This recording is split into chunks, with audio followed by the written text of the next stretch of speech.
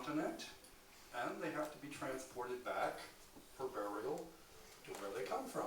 That happens. An American dies here, or a German dies in the United States, and they load them onto the plane and fly them over. That's very common, at least one on every flight.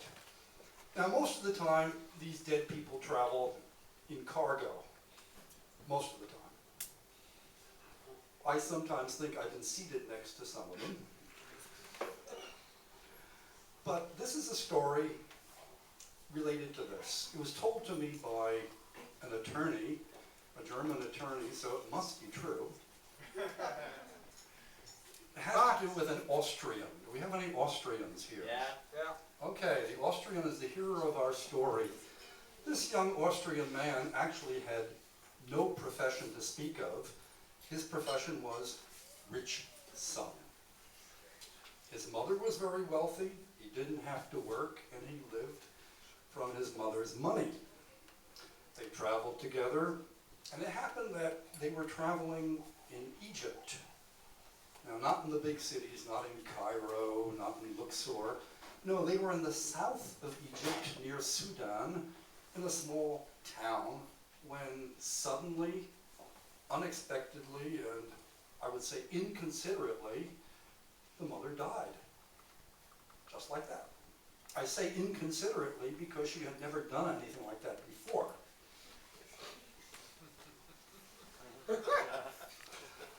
Any case, Sonny Boy was now presented with a problem. He had to arrange for the transport of his mother's body back to Austria for burial. So he contacted the Austrian embassy in Cairo to see what was required. And as you can imagine, it's a fairly complicated procedure. There's a lot of bureaucracy, a lot of paperwork to be done. He needed to get a certificate of death. Well, she died in a small town. It's very difficult to obtain that sort of thing. They wanted something like a birth certificate. He would have to contact Austria to get that. They needed all sorts of things, and it would also be quite costly to transport her body back by air from Egypt to Austria. So, in spite of having lived from his mother's money, he said, this is too much trouble. Too much organization. I'll have her cremated, eingeäschert, here in Egypt. Much easier. So he went to the local authorities who are responsible for when people die, and they told him, sorry, we're Muslims here. We bury our dead. We don't burn them. It's not allowed by our religion. We just don't do that. Well, what do? Never underestimate the power of ingenuity. Where there's a will, there's a way. The next morning, he contacted the local fire brigade, the fire department. Money changed hands, and the following morning, a fire drill, a firefighting exercise took place. Problem solved.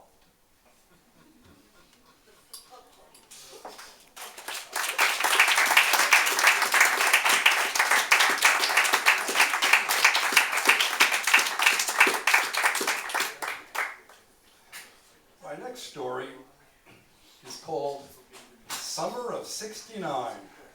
Got any Canadians here? Yeah, right. There we go.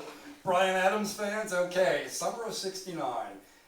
The best time of my life? It really was in many ways. Summer of 1969, I was 18 years old. Just finished high school. I can see the mathematicians here. 18, how old is this guy anyway? But yeah, I was leaving the security, the safety of suburban New Jersey, about to enter a world that was much bigger and much harder than anything else I'd ever experienced before.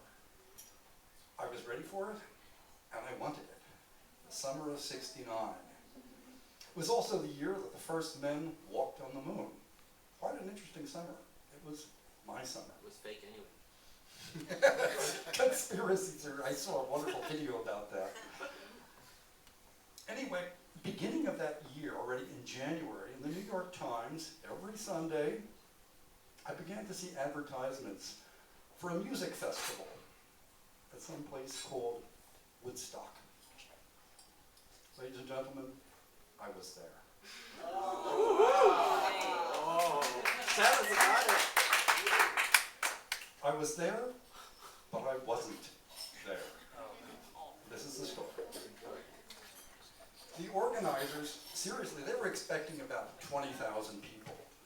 But it was really that well publicized. Week after week, the New York Times, and God knows what other media would use, it was so well publicized, they ended up getting 500,000 hippies. 500,000 people came to Woodstock. We had just graduated high school, and 5 of us from my high school decided in early August of that year, let's go to this music festival. Let's see what it's all about. Now, I am not, if you know me, I am not a rock fan at all. I'm a classical music snob. But my motivation for going to Woodstock was to meet girls, to be perfectly honest. So 2 of the 5 were twin brothers. They borrowed their parents' car for a week, and we drove the 5-6 hours from New Jersey up to the Catskill Mountains, this place. Now the plan was we were going to stay camping. We were going to go camping in a state park. The state of New York has a system of parks, and there was one state park directly next to the festival, the Woodstock Festival. Of the 5 of us, 3 of us, not me, but the other 3 of the other guys were Eagle Scouts. You know, Pfadfinder, and the Eagle Scout is the top level, which means they knew how to erect a tent, they knew how to keep it dry, and one of the 3 had done his badge, his Auszeichnung, in cooking. So this guy was extremely valuable because none of the other 4 guys knew how to cook. So this guy was the most important of all.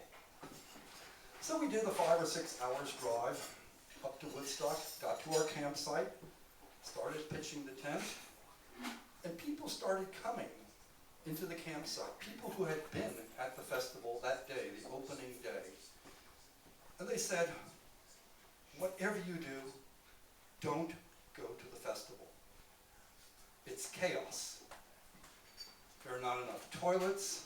There are not enough food concessions. There's mud. There's rain everywhere. Don't go.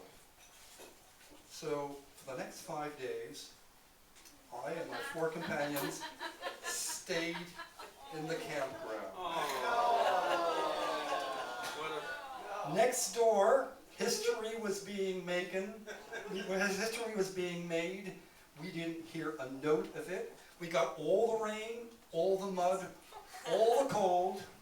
I remember I went out once hiking with one of the guys. The only thing that was dry when I came back were the tops of my socks.